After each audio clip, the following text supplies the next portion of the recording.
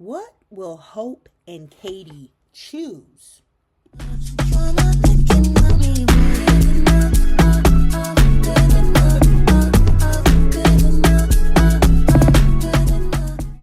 Hey, y'all. Hey, welcome to the next installment of the Deep Dive with Toya Creates. Today is Thursday, April 30th, and we are going to get into the bold and the beautiful. But of course, first, if you like content like this, please like, comment, share, and subscribe. I would love to chat with you guys about today's storylines. So let us get into it. So I will start with Carter and Daphne. We saw them again today, and they were in the Forrester office doing what the people do at Forrester Creations, which is make out and do the least amount of work possible. So they're there and they're just, chatting about everything. And as some of you may know, they have been trying to get pregnant. So Daphne has either her second or third pregnancy test on her, and she decides to take that in the Forrester office. So then we are waiting to get the results, and unfortunately, Daphne is still not pregnant. So she is really down in the dumps about it. They've been trying for a little while now and they haven't been successful, but that's not abnormal. It happens all the time. And my philosophy is the best way to get pregnant is don't plan, so you can have a happy little surprise like me and my husband did 20 years ago. Anywho, so Daphne is very upset and she feels like she has failed Carter.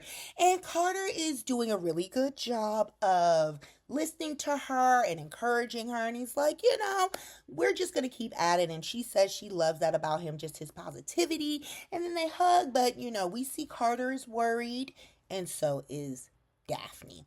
Now, I think, well, obviously, this is going to turn into an infertility storyline. Maybe we'll see a surrogate or something. Maybe, the last time Carter really had an interesting storyline to me was when he was stealing the company with Hope, and also when he was running around with Quinn and Paris and Zoe. I need that energy again. But yes, I feel like we are going to be dealing with an infertility issue. And I hope it doesn't cause any issues within the marriage, because this is the first time Carter has ever been married.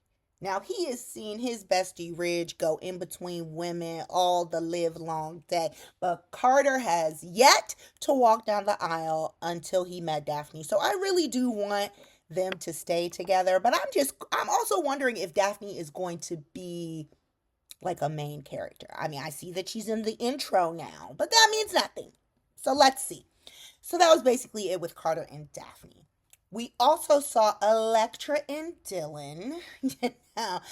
Dylan is doing her job as she has been hired to do, and Electra's still awkward around her, giving her the cold shoulder. Now, mind you, Electra and Will completely hashed out everything as far as I am concerned. They should be on the same page, but whatever. So Electra's still in her feelings about everything.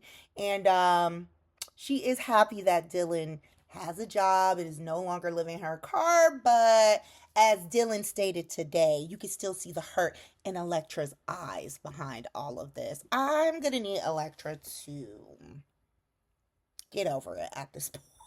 I mean, because I don't understand why you are still holding on to. I understand you were betrayed, but as I stated, you hashed it out with Will.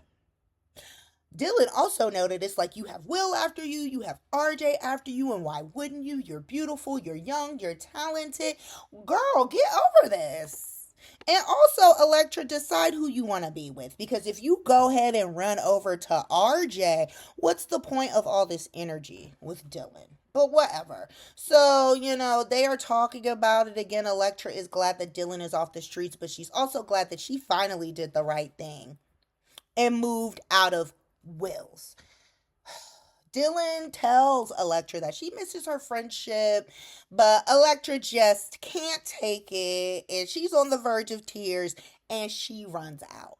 No sooner does this door close than Dylan gets her second menacing, threatening, maybe blackmailing phone call. It's someone calling with one of those voice changing capabilities, and they repeat the same thing. They're like, "We have unfinished business." So, of course, per usual, I think this has to be Luna. Number one, I'm sure Luna will shake things up for sure for the summer. We are already missing Sheila. We really didn't get a huge blow up there. You know, Luna was running The Bold and the Beautiful last summer. Now, her character is bat crazy, but she is great for ratings and she is entertaining, albeit so insufferable because she's so delusional and so crazy. So I am willing to bet this is Luna. And the unfinished business would be, oh, you hit me with a car, you left me for dead, and you push it up on my man, Will, my man, my man. So I really think it's Luna. Unless the Bold and the Beautiful writers are going to hit us with some other Dylan storyline, because we don't know too much about her other than she didn't grow up rich. She came to LA because of her teaching gig. She lost that. She lives in her car. She had to eat out of the trash can at Il Giardino. She started falling for Will. She got a job at Forrester. That's all we know. So either it's going to be Luna or we are going to figure out something new about little Miss Dylan. I hope it's Luna. So the other people we saw were Bridge. Yeah, Bridge. Brooke and Ridge. They're at home now. Ugh, still talking about the Katie of it all. Oh, blah, blah, blah. I am beyond sick of them spinning this, blaming Katie for everything. I'm over it. Then Brooke brings up the fact that Steffi has shelved hope for the future once again. And Brooke says she does understand, which I'm like, where is the same energy? Wasn't this last year when Ridge called Hope a bitch and Brooke was not having it? Where is that energy now? I cannot stand a pick me because Brooke is just nose wide open for Ridge and the whole dang family. I mean, you didn't have the whole family. But it's Ridge first, the Forrester family second / Eric, and then it's Hope. I mean, Brooke is a decent mom, but when it comes down to Forrester or Hope, is usually gonna be Forrester. I mean, Brooke is defending, but she is not coming hard enough for me. Because if this were my daughter and you kept playing these games, first of all, we wouldn't have gotten past you calling my daughter a bitch. Because if my daughter's a bitch, your daughter's a bitch. Two, Steffi is constantly antagonizing Hope, constantly toying with her. I don't think I could remain married to Ridge behind this. But Brooke, if you like it, I love it. Anyways, Brooke is bringing up the fact that Hope for the Future has been shelved again. And Ridge is like, oh, well, Hope's good. She's loyal. And she's a team player. In order for you to be labeled as a team player at Forrester, it means you have to be a bootlicker. And Hope is not that. And she really hasn't been. Now, she's not rude. She's not mean. Other than when she linked up with her boo and stole the company. But before that, Hope has basically let this ride for what? Decades? I'm over it.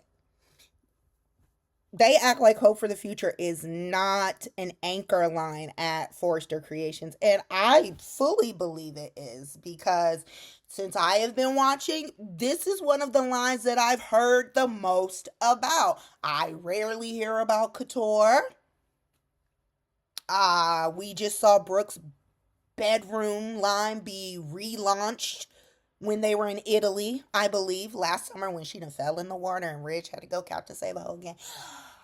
But yeah, Hope for the Future is a major part of Forrester, and they don't give it the respect it deserves because Hope is not a Forrester. So yeah, that was basically it with Brooke and Ridge. Brooke is concerned how Hope is going to react to everything and how she's feeling with her line being shelved again. And Ridge, cocky, smug as ever. Oh, basically, she's a team player. She ain't going nowhere. So over to the Spencer estate, Liam has just come up with what Bill thinks is the greatest thing since creation, okay? He loves the idea of Hope coming over to Spencer where she belongs. Now, look at you, Bill. I'm proud of you. You are finally accepting Hope as a member of the Spencer family because, I guess because Hope is the only one giving him some type of grace because they go back and forth sometimes too. But yeah, Liam is still talking to Hope. He's trying to get her to jump ship basically. Liam thinks it's ideal. Like I said, Bill thinks it's brilliant. Katie and Hope are hesitant because they both know this will cause more issues. And Katie says, she would love to work with Hope, but Brooke would be even more upset, and that's the last thing that she wants to deal with right now. And Katie does admit that it would be the answer to some of their problems right now because they are done with Eric's line and they need the next line and some new designers. Now, Hope is like, I'm not a designer, but Liam said that does not matter right now because, girl, you are the name, you are the face. You have a name in the fashion world. People know you, people like you. So that's most of the battle. And Bill is like, we can find a designer. You can have anything you want. And I know that's going to be Deke, and it should be because he shouldn't have been pushed out of Forrester for Thomas, old flaky ass. We ain't seen him since, but whatever. So Hope is really digesting all of this. She's really contemplating it. And again, I know the biggest thing is her mother. But let me tell you what, Liam is getting on my good side now because Liam also said, Hope, your mother is being petty about this whole situation, and she has space in her head and her heart to appreciate and congratulate Katie. So, yes, Liam, you should have got shot years ago. You should have had a brain tumor years ago because you got some act right now and you got some sense. And I love this. You might actually remain in your marriage this time. So then we end with Hope saying if she left Forrester Creations to go to Logan, Katie says, Brooke will kill me. And that might be true. Not literally, but I mean, she might try to kill her in the fashion world. But at this point, Brooke, Ridge, Steffi, and especially Eric have earned this. Okay? Everyone knows, just like Liam told Hope as well, you're not appreciated there. And he is frankly sick of it. Good for you, Liam. And he knows that Hope is sick of it too. He tells her, you're not happy there. So come on. I would love to work with my beautiful hot wife. Blah, blah, blah. It could be like Forcer 2.0 over here, but actually decent and fair. So we are left hanging. Bill basically says, he would love to have Hope over, but at the end of the day, it is a decision for Katie and Hope. And that is how we are left. So I am hoping tomorrow on the Friday cliffhanger, Hope will officially say that she is down to come on over to Logan. And I hope Katie accepts it and goes along with it. Brooke be damned at this point. Get yours, Katie. So that was it for today's episode. I'm excited for tomorrow. I'm going to be a little late because we're finally going to see Michael. And of course, we have a matinee. 1:45 tomorrow, but I will make it work. Just be a little later, like I said. Thank you guys for watching. Again, like, comment, share, subscribe if you love content like this. If you want to get in on the conversation, and I'll see you guys tomorrow. Like, comment, and subscribe so you don't miss what's next.